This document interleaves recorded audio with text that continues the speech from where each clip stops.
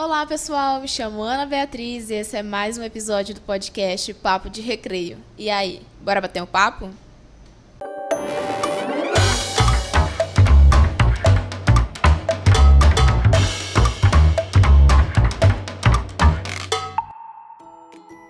O tema de hoje é gordofobia. Pessoal, gordofobia é a aversão à gordura e as pessoas estão acima do peso, fazendo com que se sintam inferiores aos outros.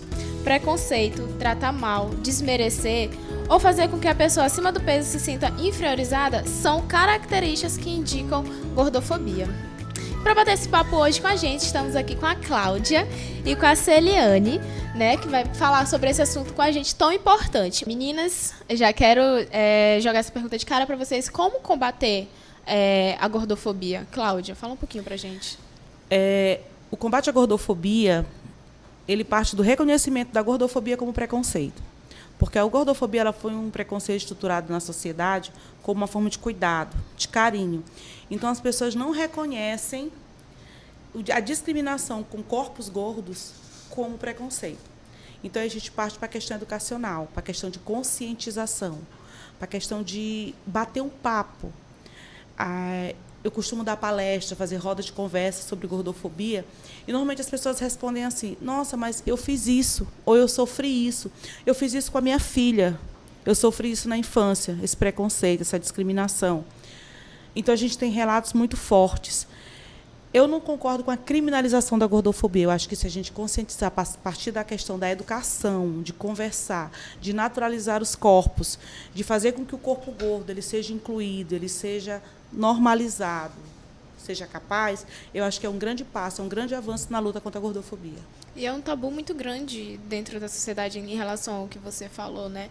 Essa questão de não reconhecer como um preconceito, né? A gente costuma, dentro da sociedade, levar muito na tal da brincadeira. Foi uma brincadeira. Uhum. E acho que a Celiane pode falar melhor pra gente sobre isso, né? A questão psicológica, não é mesmo? Sim, exatamente. Como você falou, muitas vezes, para quem pratica, é silenciado, mas para quem sente e para quem sofre, né, tem um impacto gigantesco. Aquele ditado que quem bate esquece, mas quem apanha então, muitas vezes esquece. você está ali falando, como ela falou, na perspectiva do cuidar do outro, na perspectiva de talvez auxiliar até de certa forma, só que para quem escuta tem um impacto terrível, né, no que diz respeito à própria autoestima, à autoimagem, ainda mais quando isso acontece na infância. Então, é muito comum a gente visualizar nas escolas, na família, situações onde desde pequeno, né, essas crianças elas são confrontadas já com falas, com discriminações, que vão gerando efeitos significativos ao longo da construção da personalidade daquele sujeito. Então, ela vai passando talvez a ser uma pessoa mais insegura,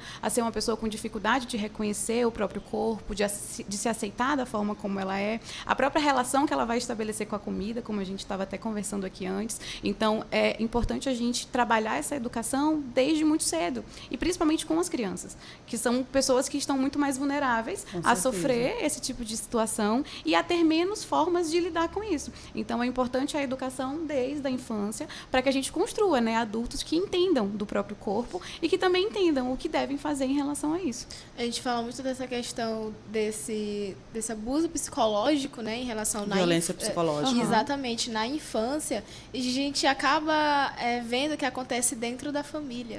Não é mesmo? A Cláudia falou no início as piadas dentro da família, né? Uhum. E muitas vezes a própria família pratica essa questão com a criança. E eu acho que futuramente a criança, quando crescer, vai ficar com esse trauma, além de talvez seja mais pesado ainda por conta de ser praticado dentro da família, não é mesmo? Com certeza. Sim. É o primeiro local onde a gente sofre a gordofobia. E, assim, não é em formato de piadinha, não. Muitas das vezes, a forma mais agressiva de gordofobia que a gente recebe é dentro de casa. Entendeu? Aquela questão de diminuir mesmo. Hoje, nós estávamos discutindo um coletivo sobre a gordofobia na família. E tem relatos, assim, muito pesados. Você não vai viajar com a família porque você está gorda, você não vai sair na foto do Natal porque você está gorda, se você não emagrecer, você não vai sair comigo. Aí você imagina o que é para uma criança de 10 anos, entrando naquela fase da pré-adolescência, com toda aquela insegurança, ouvir isso da sua referência, que é o pai e a mãe. O quão isso vai impactar na sua vida. E eu falo isso não é de ler em livro, não. Eu falo isso porque eu vivenciei a gordofobia em todos os ambientes sociais que você possa imaginar. Dentro da escola, na família, na igreja, na rodinha dos amigos, dentro dos relacionamentos. Eu vivenciei a gordofobia. Então, eu falo de algo que eu vivi e de algo que eu vivo diariamente, porque nós somos um coletivo, a gente costuma dizer que a dor de uma é a dor de todas. Então, quando alguma delas passa por uma situação de gordofobia, todas nós sofremos juntas. E, Célia, aquela questão da família, né, de acolher aquela criança, né, de dar apoio, carinho e tudo mais, acaba, às vezes, nem intencionalmente. Não né? é intencional. Sim. Às vezes a gente vai perceber que não vai ter uma característica intencional, Não como é intencional. dito, né? Mas vai ter ali um impacto. E é importante a gente perceber que tanto o bullying, a gordofobia, eles são fatores de risco para o desenvolvimento de doenças, principalmente doenças psicológicas, como a ansiedade, a depressão, a compulsão alimentar. Então, muitas vezes, o indivíduo ele é tão reprimido dentro desse ambiente, né? Não come isso, não faz isso. Então, aquela criança ela vai desenvolvendo certos padrões de comportamento em relação àquele objeto em questão. Então, a gordofobia ela pode, sim, ser um fator de risco para o desenvolvimento de outras doenças, tais como, né, as que eu acabei de falar, a bulimia, a anorexia, que são doenças que envolvem, né, muito esse processo do próprio corpo. Então, a gente tem que tomar muito cuidado para evitar, como um caráter mesmo preventivo, tanto no que diz respeito ao desenvolvimento de doenças, como também para que a gente possa construir um desenvolvimento mais saudável, né? Para que essa criança ela se desenvolva e ela se construa na vida e no mundo de uma maneira muito mais saudável, social e emocional. Reforçando o que você falou, a gordofobia, dentro do ambiente familiar, ela não impacta somente o corpo gordo. Imagina a insegurança que é para uma mãe, que ela vem de uma construção social, daquele corpo padrão, de repente surge a princesinha dela gorda. Então, ela vai ficar insegura também, ela vai sofrer também. Ela pratica a gordofobia, mas ela sofre com a gordofobia. Porque a família pratica, mas ela sofre também com a gordofobia. Porque é algo que, para a sociedade, é bizarro, é estranho. O corpo gordo, ele luta por existir. Então, a partir do momento que você tem uma situação dentro da sua família, então acaba que aquela situação, que é o corpo gordo dentro da família, ela acaba impactando também na saúde emocional de toda a família. Eu sei porque a minha mãe sofreu muito com isso. A minha mãe demorou muito para me aceitar. Eu costumo dizer que a minha mãe me aceitou já na fase adulta, porque ela viu mesmo que não tinha mais jeito. Eu nasci um bebê de 5,5 kg. Então, eu já saí da maternidade com a carga da gordofobia dentro da bolsinha do bebê. Aí a minha mãe sempre foi aquele corpinho padrão, sempre teve aquela cinturinha fina, o quadrozinho lá. De repente, estou eu lá, princesinha feona. Então, ela não sabia lidar com isso. Muito nova, muito inexperiente. Hoje ela sabe. Muito do que aprendeu comigo. Mas ela não sabia. Então, a insegurança dela, a fragilidade dela também. Mais uma vez eu friso, sou contra a criminalização da gordofobia, porque a gente tem que tratar não só o corpo gordo, mas todo mundo que convive com o corpo gordo, porque todo mundo sofre com a gordofobia. Exatamente. O papo está muito bom, mas a gente vai para um rápido intervalo e voltamos já já.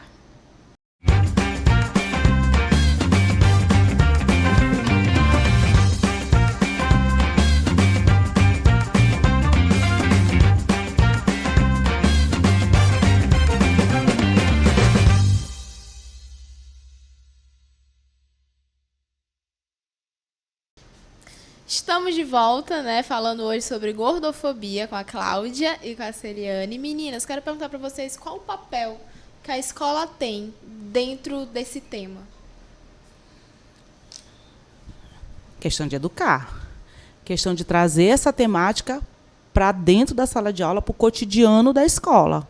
Porque, com certeza, dentro da escola existem casos de gordofobia que ficam ali, esquecidos. Então, o papel da escola nessa questão da educação, nessa questão da formação desse indivíduo, da conscientização deste indivíduo, para que ele aceite os corpos, para que ele aceite as diferenças, não só a questão da gordofobia, mas a própria questão do homossexualismo, a questão do negro, a questão das religiões que sofrem preconceito dentro do ambiente escolar, tem que ser trabalhado. Eu acho que todo tema que envolve gente, que envolve pessoas, tem que ser trabalhado dentro da escola, porque nós precisamos aprender a conviver com a diferença. E, de certa forma, a escola ela vai ser aquele segundo ambiente social onde aquela criança vai estar inserida. Que né? mais convive, né? Eu costumo sempre dizer, o primeiro ambiente e o primeiro contato com pessoas que essa criança tem são com os pais, cuidadores e afins. O segundo contato, qual é? É a escola. Então, é na escola que eles começam a trabalhar a sociabilidade, interação com o outro, construção de vínculos. Então, a escola ela se torna um agente social tremendo, em termos tanto da educação, do ensinar o básico, né, em termos de conhecimento, como também do ensinar aquele ser humano a se entender enquanto pessoa. Então, a escola ela é um agente social, que, claro, não assume uma responsabilidade sozinha, né? Não tem como a gente simplesmente colocar na escola toda a responsabilidade em cima daquela criança, mas não deixa de ser um contribuidor muito importante nesse desenvolvimento. Então, quando a escola, os pais e cuidadores caminham juntos, a gente tem ali um desenvolvimento e uma educação muito mais favorável. Então, a gente percebe, pelo menos eu percebo bastante, o quanto que algumas escolas elas não estão preparadas para abarcar essa diversidade, principalmente nos dias atuais, onde surgiram muitas outras demandas. Se vocês perceberem, até mesmo os próprios problemas em saúde mental começaram a acarretar ainda mais os jovens. Então, hoje, crianças de 10, 11, 12 anos passam por problemas emocionais. E, muitas vezes, a escola ainda não conseguiu acompanhar o ritmo e ainda não conseguiu lidar com toda essa abrangência de fatores, né, que aconteceram nos últimos tempos. Mas a escola ela é um fator social gigantesco. Gigantesco. Tanto para fazer como o outro aceitar, como fazer com que a pessoa gorda se aceite também. Porque, às vezes, a pessoa gorda ela também comete gordofobia. Na verdade, todos nós já cometemos gordofobia. A gente mesmo não consegue se libertar desse comportamento. É uma coisa muito complicada. Eu vi a doutora falando ainda há pouco e eu fiquei pensando. As escolas, a sociedade, as igrejas, as famílias, elas não estão preparadas para esse tema. Porque assim, é estranho você ver uma mulher gorda, principalmente eu que sou gorda, sou negra, lutando por uma igualdade de direito quando o meu corpo foi vítima de rechaçamento, de preconceito durante a vida toda. Como assim? O que tu quer agora? Ah, tu quer cadeira maior. Ah, tu quer uma cadeira maior no avião. Ah, tu quer maca que comporte teu corpo para que você possa ter direito à saúde, que está garantido por lei, porque a lei me garante saúde.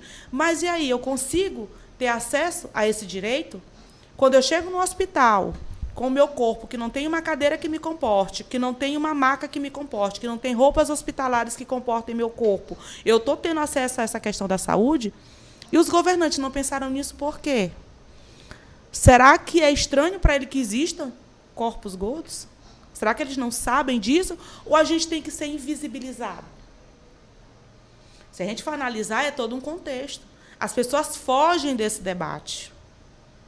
As pessoas fogem desse debate. As pessoas não querem debater isso porque nós somos o feio na vista das pessoas. Então, não há um interesse da escola debater gordofobia dentro das escolas. Poucas das escolas chamam a gente para fazer palestra. E as palestras estão aí, a gente não cobra nada. Eu nunca cobrei palestra. Mas a gente vai, dá a palestra, tira do bolso, pagar transporte, pagar Uber e vai, porque a gente quer divulgar o assunto. Mas as pessoas não querem ouvir. As pessoas não querem nos dar importância. É tão tal que a nossa luta, a gente persiste, mas ela não avança. Nosso coletivo vai fazer 5 anos. Mas aí nós ainda somos podadas. A sociedade não nos aceita. E trazer uma discussão dessa é uma forma de aceitação. E eles não querem aceitar. E essa questão, muitos preconceitos dentro da escola, né? Se mistura ali gordofobia, preconceito racial, e tudo se envolve ali e chega no ponto final do bullying, né? Que o bullying é causado por conta dessas diferenças e tudo mais, e acaba que sempre é levado na brincadeira dentro das escolas. Como é que fica o psicológico? Tanto de quem vê as pessoas cometendo, de quem comete, de quem também leva digamos assim, a porrada. A gente percebe um comportamento de bastante intolerância, né? No momento em que eu olho para o outro e eu não aceito que o outro é diferente de mim, e eu não aceito que o outro tem particularidades e individualidades, eu parto para um princípio de intolerância. Então, a gente percebe que o bullying nada mais é, né, do que eu ser intolerante diante da diferença e diante da realidade do outro. E a gente percebe que essa consequência, né, gera danos seríssimos, tanto para quem sofre como também para quem faz. Eu sempre costumo perceber que, ao praticar o bullying com o outro, eu também estou estou dentro de uma condição de adoecimento, muitas Com vezes. certeza. Eu também estou dentro de uma condição onde talvez eu sou reprimido dentro do meu ambiente familiar. E aí, uma vez eu ouvi uma frase que dizia assim: o sonho do oprimido é se tornar o opressor.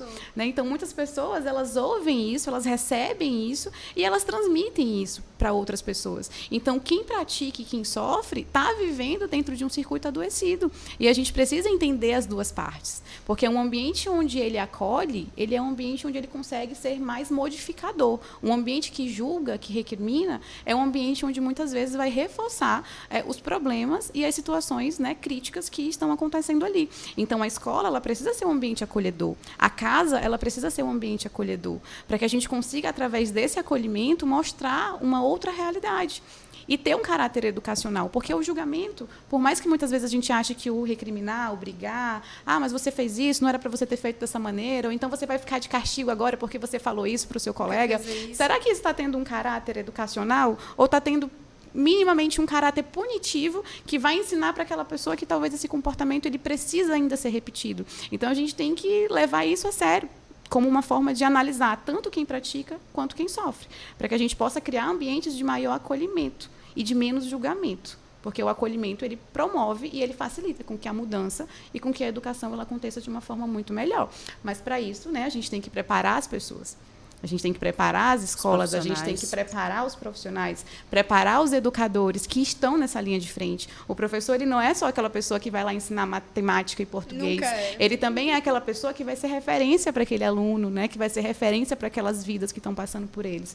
Então, o objetivo, acredito que principal, é a gente poder educar essas pessoas, né? A gente fazer com que eles compreendam e possam ser cada vez mais agentes de mudança. É lógico que não vão ser responsáveis por tudo, mas cada um pode fazer a sua parte. E não é uma luta que a gente vai colher os frutos de imediato. Eu costumo dizer para as meninas do coletivo que eu estou numa luta que talvez a minha bisneta, a minha tataraneta, ela vai usufruir dos louros. Se bem que já consegui mudar muita coisa, nós já conseguimos mudar muita coisa, entendeu?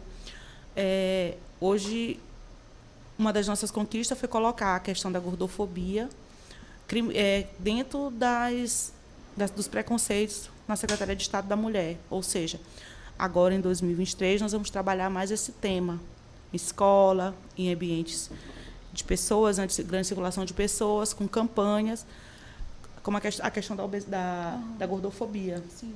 Isso é um passo, porque assim, a partir do momento que você vê um órgão público trabalhando essa temática, você já... Epa, que isso? Que você pega um olhar diferente. Já um olhar gera um diferente. impacto. Que você já pega gera uma impacto. cartilha, que você vê um panfleto, que você vê... Nossa, legal isso aqui e tal. Aí você já vai se policiando, você já vai se educando, você já vai levando isso para dentro de casa, às vezes para o ambiente de trabalho. Comenta. É um trabalho de formiguinha. É um trabalho bem de formiguinha mesmo. Mas que ele precisa começar. Alguém precisa começar esse trabalho. E nós demos o primeiro passo. Que é o mais importante. Que é o mais importante. O primeiro passo é sempre o mais importante. Agora a gente tem perguntas dos nossos estudantes. É possível ser gordo e ter saúde? E aí, Cláudia? Acredito que sim. Eu uso as vivências de dentro do coletivo, que é a minha referência de pessoas gordas, né? Tem pessoas que praticam esportes, tem pessoas que têm uma alimentação legal e são gordas, que cuidam da saúde. Então, a gente está difundindo essas ideias porque nós não somos corpos doentes e nós não queremos ficar doentes. E, assim, a questão da obesidade, a questão do corpo gordo, ele está muito ligado à questão alimentar. E nem sempre é. Sim. Nem sempre é uma questão alimentar. Então, tudo isso tem que ser trabalhado, tudo isso tem que ser cuidado. Então, assim, a gente difunde a ideia do cuidado, do autocuidado, do estar bem, de fazer a caminhada, sabe? Quem gosta de yoga, quem gosta de caminhada, quem gosta de academia, e procurar uma alimentação saudável. Então, eu acredito que é possível, sim, ter um corpo saudável. Eu sou uma pessoa super ativa, sou uma pessoa que procura me alimentar bem, sou uma pessoa que procuro dormir bem, entendeu? Fazer coisas. Isso. Para mim me sentir bem.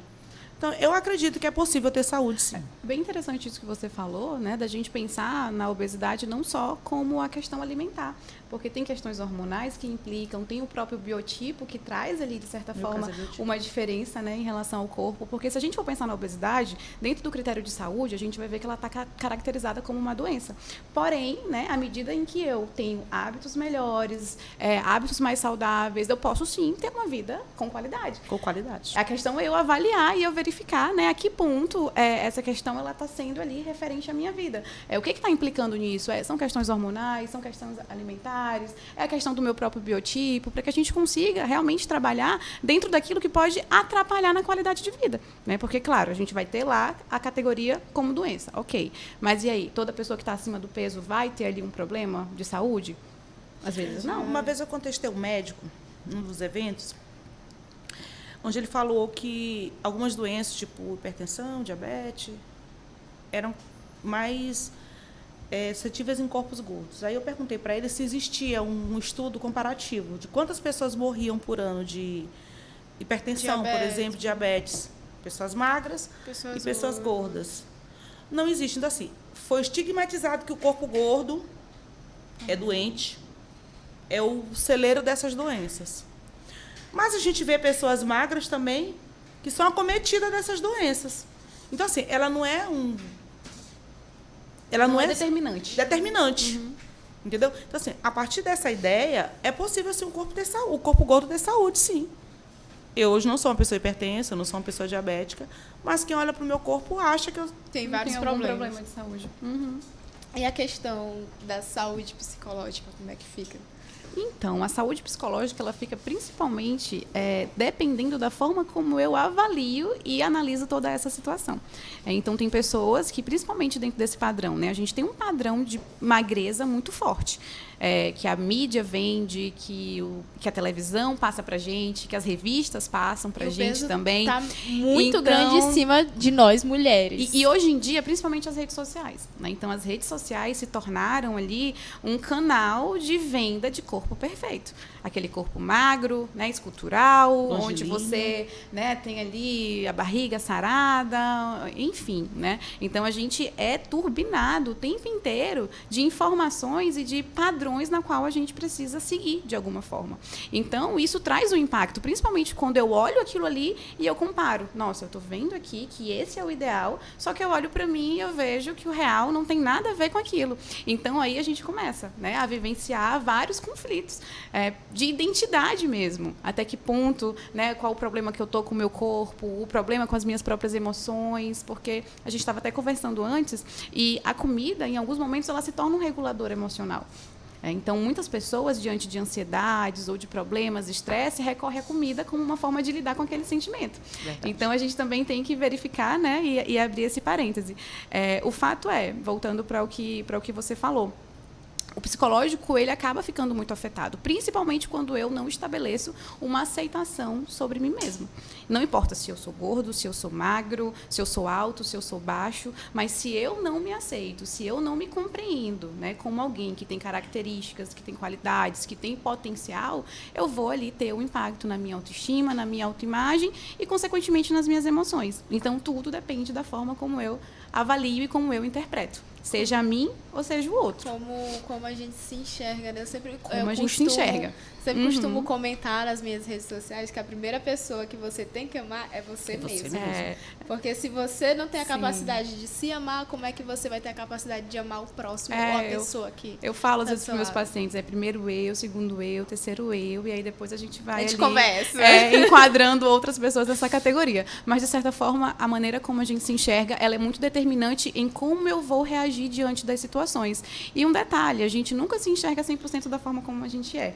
Então, até mesmo dentro da nossa estrutura, né, nós vamos nos olhar no espelho, mas a gente não vai se ver 100%. A mente ela tem ali um viés de distorção. Desvios. Então, algumas pessoas olham para mais, outras pessoas olham para menos. Então, é muito importante a gente trabalhar a forma como nós nos enxergamos. A gente fala muito essa questão da internet de hoje, né, que as pessoas colocam o que as pessoas que querem que elas vejam, Sim. né? E a gente fala muito essa questão de corpos reais dentro da internet, mas quando a gente mostra o corpo real, é criticado. Tipo, nossa, porque postou essa foto, tá assim, você não viu essa celulite, essa gordura, não sei o quê, porque você postou. E aí acaba que a gente fica nesse impasse, né? Porque se a gente posta, dizer assim, uma mentira que tá fora da realidade, a pessoa, nossa, tá mentindo, você posta a realidade, a pessoa, poxa, porque postou. Complicado, né? Essa questão da aceitação, que a Siriane falou, ela é uma construção diária. Eu sou uma pessoa que hoje eu me aceito, eu consigo me olhar no espelho e ver uma mulher bonita, eu consigo ser uma mulher que é vaidosa, uma mulher que consegue ocupar os espaços, uma mulher que tem uma aceitação, mas isso é uma construção diária. Não é que eu sou, eu estou me construindo. E muitas pessoas não conseguem. Entendeu? Muitas pessoas não conseguem essa construção. E com o agravante das redes sociais. Porque, assim, a colega deu um exemplo muito bacana. Quando você mostra o corpo real, você é minado. Minado de críticas, e as pessoas, quando elas vão te criticar, elas não têm filtro. Elas jogam tudo que vem à cabeça. Mas aí, logo embaixo, nós temos comerciais de remédios para emagrecer, indiscriminadamente, assim, e as pessoas, opa, qual o valor, como é que tá, aquela coisa. As pessoas não criminalizam uma prática como essa, porque todo mundo sabe que remédio, automedicação, não é legal. Principalmente remédio para emagrecer, porque ele envolve um monte de fatores. Mas as pessoas acham bacana. Mas quando eu posto uma foto com uma barriga que não está legal, ou que as pessoas não acham legal, porque eu acho minha barriga maravilhosa, que as pessoas não acham legal, as pessoas criticam.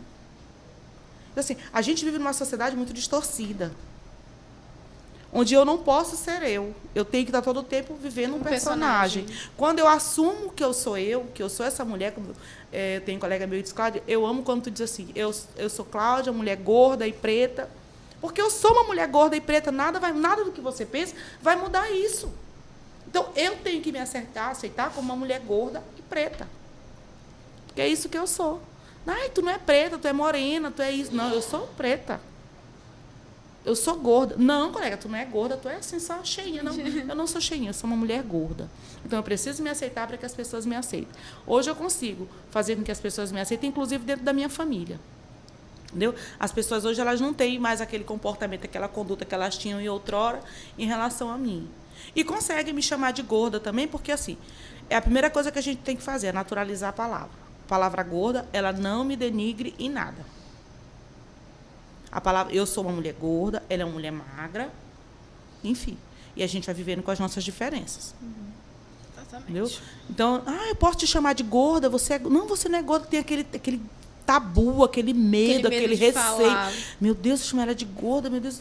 É gorda, sim. É como se a palavra tivesse um peso. A né? palavra Por tem um quê? peso. Porque essa palavra ela já vem carregada de um conjunto de crenças. Quando eu falo gordo, eu imagino o quê? Né? Algo ruim, algo negativo, algo feio. Então, a palavra em si, ela foi ali reformulada de uma forma Negativa. onde as pessoas colocaram muitas crenças, principalmente crenças negativas. Então, se tornou aversivo. Então, ao falar isso, é como se eu estivesse, né, falando uma coisa terrível. E muito importante isso que você falou. A gente começar a, de certa forma, entender e aceitar as coisas como elas são, né? Tem uma teoria dentro da psicologia que é a terapia de aceitação e compromisso. E nela a gente leva muito em consideração aceitar aquilo que eu não posso controlar e me comprometer com a mudança que eu posso. Então, o que eu não posso controlar? Várias coisas. Mas eu posso me comprometer a tantas outras, né, que vão fazer a diferença e que vão gerar alguma transformação. Depois que eu aprendi isso na terapia, minha vida Mudou. E, E assim, é exatamente isso. o olhar que você tem para si reflete no olhar que o outro tem para você. Entendeu? Uma vez eu dei uma palestra e uma senhora levantou e perguntou para mim, você se acha bonita mesmo? Eu disse, me acho. E quando foi que você começou a se achar bonita? E a pergunta dela me levou a refletir, porque eu não tinha me dado conta disso. Aí eu fui fazer uma busca e eu entendi que eu só comecei a me achar bonita a partir do momento que eu deixei de me olhar com o olhar do outro. Perfeito. A partir do momento que eu aceitei o meu corpo, que eu aceitei minhas dobras, que eu aceitei meu braço, meu bucho, entendeu? Que eu fui me aceitando de uma forma natural. Então, assim, você só consegue estar bem se você não vive a realidade do outro, se você não vive o olhar do outro, se você olha para si com o seu olhar. E chegou aqui uma pergunta dos nossos estudantes, né, em relação jurídica. E estamos aqui com a Daiane, que vai falar um pouquinho pra gente. A Daiane é advogada. Vamos ao vídeo. Existe alguma lei de combate à gordofobia? E aí, Daiane? Então, atualmente não existe nenhuma lei específica que trate da criminalização ou de combate à gordofobia. Existe um projeto de lei em análise na Câmara, mas, no entanto, ele ainda está sendo discutido pelos deputados na Câmara Federal, mas ainda não se tornou lei, né? Ainda vai passar por todo o processo, Câmara, Senado, tudo mais, aprovação do presidente, né? E aí sim pode se tornar uma lei, né, que vai se enquadrar numa lei já existente, que é a Lei 7.716 de 89, que trata do preconceito contra a etnia, contra a religião, contra a raça, e aí pode se tornar um crime, né? Ter preconceito contra pessoas que têm a partir de determinado peso, né? As pessoas consideradas obesas. Mas hoje a gente não tem uma lei específica. O que a gente pode fazer criminalmente falando, ou civilmente falando, né? Que o direito pode amparar as pessoas gordas, né? Se tratando de danos morais, né? Quem se sentir atingido em qualquer situação pode recorrer à área civil para pedir danos morais, e também na área penal a gente tem os crimes contra a honra, aonde, por exemplo, o crime de injúria, né? Se você for não só somente chamado de gordo, né? Mas se você for chamado qualquer apelido ali que for colocado, né? Que for colocado pelo fato de você ser alguém acima, né, do peso, por você ser obeso, por você ser gordo, como baleia, rolha de poço, né, vexatório, né, aonde você se sinta humilhado, você pode ir até uma delegacia, registrar um BO, procurar um advogado, né, ou até mesmo procurar a defensoria pública, né, do seu estado, e aí prosseguir ali no juizado criminal, né, com uma representação pelo crime de injúria, né? E dentro da esfera civil e criminal é o que a gente ainda pode fazer, né? Ainda não existe uma legislação específica com o crime de gordofobia, né? A gente tem algumas leis estaduais e municipais que elas têm a questão de ajudar as pessoas com obesidade, né? Que caracterizam pessoas com obesidade, pessoas com deficiência. O próprio Estatuto da Pessoa com Deficiência, que é uma lei federal, também dá prioridade para marcação de consulta, lugares nos ônibus, né? Mas ainda não existe essa questão de criminalização, né? De você poder chegar e dizer, olha, é crime você tratar a pessoa gorda ou a pessoa obesa desse modo, falar assim e registrar como crime, chegar numa delegacia e apontar como crime. Sobre isso.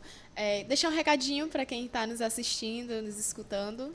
Então, a pessoa gorda, como qualquer outra pessoa, ela tem direitos, né, tem deveres, mas esses direitos eles ainda não são cumpridos em sua integridade. E o principal deles, que é de qualquer pessoa, é o da dignidade humana, né? A dignidade humana, ela deve ser atingida por todos. E quando você não tem direito ao ir e vir, ao existir, não tem como você ter alcançado a dignidade humana, né?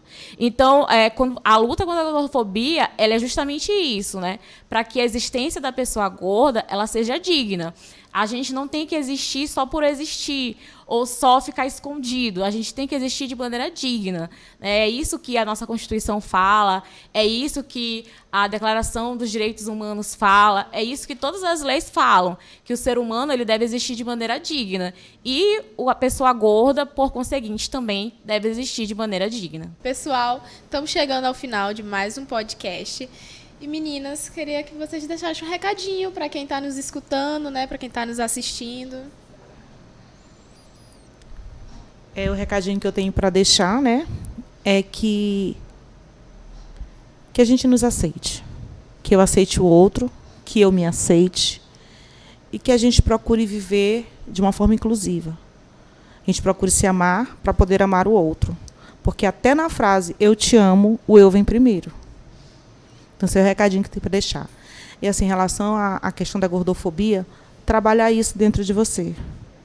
O corpo gordo ele é capaz, o corpo gordo ele é bonito, o corpo gordo ele pode ser saudável, o corpo gordo ele pode produzir sim. Um dos grandes dilemas da mulher gorda é a questão do mercado de trabalho, mas nós estamos provando aí que a gente pode ser capaz, que a gente pode trabalhar, que a gente pode ocupar os espaços. E esse é o recado que eu tenho para deixar. E com isso, pegando a fala dela e fortalecendo, né, o que foi dito, o autoconhecimento. Então, a gente precisa investir em autoconhecimento, investir em se compreender, em se aceitar, em se acolher um pouco mais. Então, o mundo e as pessoas, elas já têm ali conjuntos de julgamentos tão formulados. Então, não vamos ser essas pessoas com nós mesmos, né? Vamos buscar ser pessoas que possam se enxergar de uma maneira melhor, de uma maneira mais positiva, de uma maneira com maior acolhimento, de fato. Porque quando a gente olha com maior acolhimento, quando a gente passa a interpretar as coisas de uma forma diferente, as coisas mudam ao nosso redor também. E a mudança ela não vai começar no outro, ela vai começar em nós. Gente. Então, a gente pode querer mudar o outro, mudar o mundo, mas a mudança ela parte principalmente de mim, da forma como eu me enxergo, da forma como eu, consequentemente a isso, vou enxergar o que está ao meu redor. Então, investir em autoconhecimento, investir em terapia, investir em coisas que possam justamente trazer esse bem-estar mental, social e assim em diante. O primeiro cultivo que você tem que ter é o cultivo do amor próprio. Com certeza. Exatamente. Então é isso, pessoal. Finalizando por aqui. Espero vocês no próximo episódio do Papo de Recreio. Tchau, tchau.